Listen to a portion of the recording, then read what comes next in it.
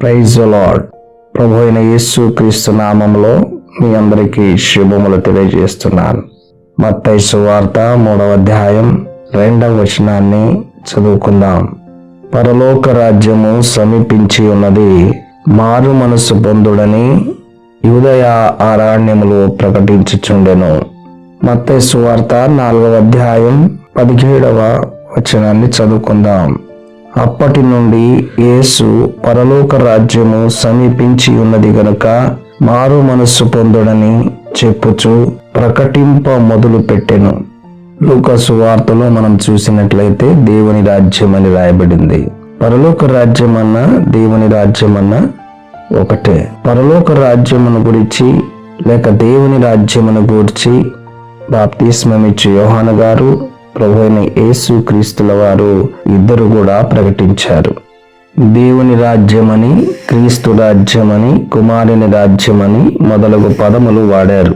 లూకా సువార్త 17వ అధ్యాయం 20వ వచనం 21వ వచనాన్ని మనం చూసినట్లయితే, దేవుని రాజ్యం ఎప్పుడు వచ్చునని పరిసయ్యులు ఆయనను అడిగినప్పుడు ఆయన దేవుని రాజ్యము ప్రత్యక్షముగా రాదు, ఎందుకనగా ఇదిగో దేవుని రాజ్యము మీ మధ్యనే ఉన్నది కనుక ఇదిగో ఇక్కడనని ఇదిగో అక్కడనని చెప్ప వీలు పడదని వారికి ఉత్తరమిచ్చెను.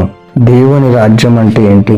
దేవుని రాజ్యం అంటే యేసు క్రీస్తు ప్రభువునందు విశ్వాసం వచ్చి క్రీస్తు రక్తములో కడగబడి పాప క్షమాపణ పొందిన వారందరూ కూడా దేవుని రాజ్యములోని వారు. ప్రకటన 1వ అధ్యాయం 6వ వచనములోను, కొలస్సీయులకు రాసిన పత్రిక 1వ అధ్యాయం 13వ వచనము 14వ వచనములో మనం చూస్తాం.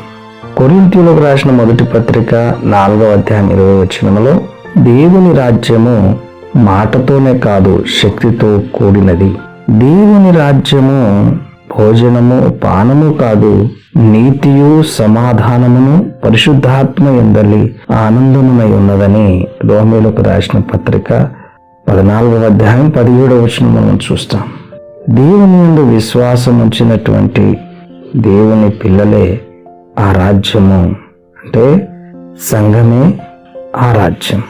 ప్రియమైనటువంటి దేవుని బిడ్డలారా, లూకా సువార్త 21వ అధ్యాయం 27 నుంచి 31వ వచనంలో దేవుడు ఇలాగ రాయించాడు.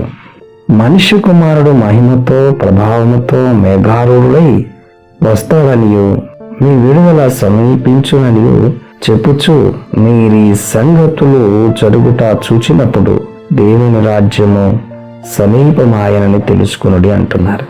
అంటే ఇది రానై ఉన్నటువంటి రాజ్యము శాశ్వత రాజ్యము. అదేవిధంగా అపోస్తల కార్యము 14వ అధ్యాయం 22వ వచనంలో కూడా శిష్యులు విశ్వాసులను ఇలాగే బలపరుస్తూ ఉంటారు.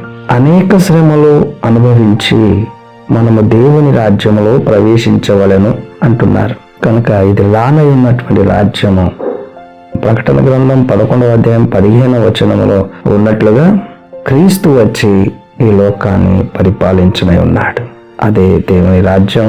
ఆ రాజ్యములో నీవు నేను ఉండాలని మనం కోరుకుందాం. ప్రియమైనటువంటి దేవుని బిడ్డలారా, ఎప్పుడైతే మనం మారు మనస్సు పొంది ప్రభువును స్వీకరించామో మనము దేవుని రాజ్యములో ఉన్నట్టే. అయితే అందులో నుండి తప్పిపోకుండా ప్రభు వచ్చు వరకు కూడా మనం ఓపికతో మరి దేవుని రాజ్యములో ఉంటూ ఆ ఆనందాన్ని సంతోషాన్ని పొందుకుంటూ అనేకులకు దేవుని రాజ్యం వైపు నడిపిస్తూ ఉండాలని నేను కోరుకుని ముగిస్తున్నాను. Thank you.